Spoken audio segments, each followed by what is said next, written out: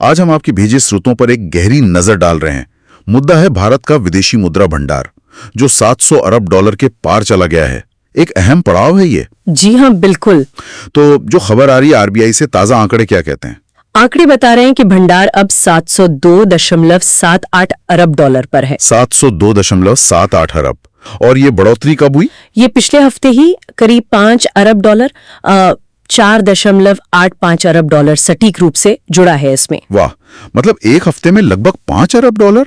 ये अपने आप में बहुत बड़ी बात है। बहुत बड़ी बात है। और इन दस्तावेजों में एक दिलचस्प तुलना भी है। अच्छा, क्या है वो? वो बताते हैं कि दुनिया के लगभग 150 से ज्यादा देश हैं जिनकी कुल सालाना अर्थव्यवस्था मतलब जीडीपी वो भी इस 700 अरब के आधे से कम है। सच में 150 देश? तो ये सिर्फ एक नंबर नहीं है, ये तो मतलब एक विशाल वित्तीय ताकत दिखाता है। बिल्कुल। और सिर्फ साइज की बात नहीं है, आपके स्रोतों में एक और जरूरी बात है। हाँ, वो क्या? वो है इसकी बनावट। मतलब इसमें सिर्फ डॉलर या यूरो नहीं है, सोना है, चांदी है, डॉलर, दूसरी प्रमुख मुद्राएं, काफी विविधता है इसमें। अच्छा, तो ये मिक्स्ड है, किसी एक चीज पर निर्भरता नहीं है। जी, यही इसकी मजबूती है। वैश्विक बाजार में कुछ भी ऊपर नीचे हो तो ये संभाले रखता है। और इस स्रोत ये भी कह रहे हैं कि हम अपने ऑल टाइम हाई के बहुत करीब हैं। हाँ, बस 5 अरब डॉलर दूर, जो पहले सबसे ऊंचा स्तर था। तो क्या लगता है, अगले हफ्ते नया रिकॉर्ड बन सकता है? पूरी संभावना है।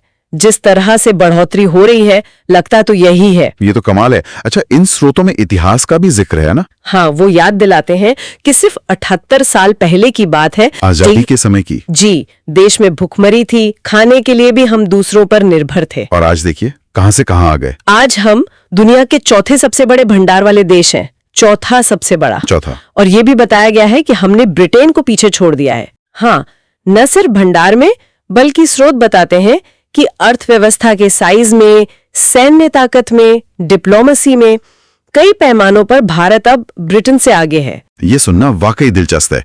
अच्छा, इस बड़े भंडार के फायदे क्या हैं? स्रोत क्या बताते हैं? सबसे बड़ा फायदा तो निवेशकों का भरोसा है। मतलब विदेशी निवेशक? हाँ, उन्हें लगता है कि देश आर्थिक रूप से स्थिर है, दिवालिया नहीं होगा, तो वो पैसा लगाते हैं। और उससे फिर निवेश आता है, रोजगार बढ़ता है। बिल्कुल। और दूसरा बड़ा फायदा, महंगाई पर नियंत्रण। हाँ, आरबीआई जरूरत पड़ने पर इस भंडार का इस्तेमाल करता है, रुपए को डॉलर के मुकाबले स्थिर रखने के लिए भी। ये तो बहुत जरूरी है आम लोगों के लिए। और एक और पहलू है, राष्ट्रीय प्रतिष्ठा, मतलब दुनिया में आपकी साख। अच्छा, वो कैसे? स्रोत में पाकिस्तान का उदाहरण दिया गया है। उनका भंडार 10-15 अरब डॉलर के आसपास रहता है, तो जाहिर है वैश्विक मंच पर उनकी बात का वजन भी उसी हिसाब से होता है। समझ गया। तो ये भंडार सिर्फ पैसे की बात नहीं, इज्जत की भी बात है एक तरह से। बिल्कुल, आर्थिक ताकत और वैश्विक सम्मान जुड़े हुए हैं। अच्छा, अब भविष्य की बात करें। अमेरिका के साथ किसी व्यापार समझौते का जिक्र है इन दस्तावेजों में। हाँ, एक संभावित स्थायी व्यापार समझौते की बात है। स्थायी समझौता, इसके क्या मायने हो सकते हैं? देखिए, विश्लेषण कहता है कि अगर ये हो जाता है तो भारतीय निर्यातकों को अमेरिकी बाजार में ज्यादा अच्छी पहुंच मिल सकती है, खासकर तब जब अमेरिका ने चीन जैसे कुछ और देशों पे टैरिफ लगाए हुए हैं। तो ये हमारे लिए एक अवसर हो सकता है। हाँ, एक बड़ा अवसर। इससे व्यापार बढ़ेगा, निर्यात बढ़ेगा, और उससे फिर विदेशी मुद्रा भंडार और बढ़ेगा। जी, 800 अरब, 900 अरब और शायद 1 ट्रिलियन डॉलर का जो लक्ष्य है, उस तक पहुंचने में मदद मिलेगी। तो कुल मिलाकर आपके दिए गए स्रोतों का लबोलुआब यही है, ये 700 अरब डॉलर पार करना सिर्फ एक आंकड़ा नहीं है। नहीं, बिल्कुल नहीं। ये भारत की बढ़ती आर्थिक शक्ति, उसकी आत्मनिर्भरता का प्रतीक है। और वैश्विक मंच पर उसके बढ़ते कद का भी।